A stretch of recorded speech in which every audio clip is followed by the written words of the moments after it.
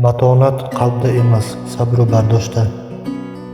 Til haqiqatni yashirishi mumkin, biroq ko'zlar emas. Tugashi kerak bo'lgan narsalar kichik bir bahona bilan bo'lsa-da tugaydi.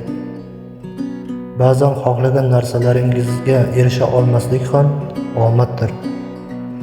Ishongan odamlaringdan ham ehtiyot bo'l, chunki shayton ham bir paytlar farishta bo'lgan. Juda ham yaxshi bo'lma, yashash qiyinlashadi. Yaxshilikka yaxshilik, yomonlikka adolat bilan javob berish kerak.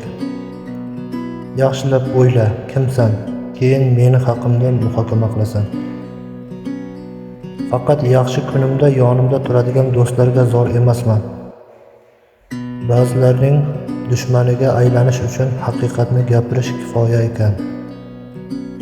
Insoniy tuyg'ularni unutgan insonlar bilan insoniy tuyg'ularimni baham ko'ribman. Ochiq eshik kimgadir ehtiyoj borligini anglatmaydi.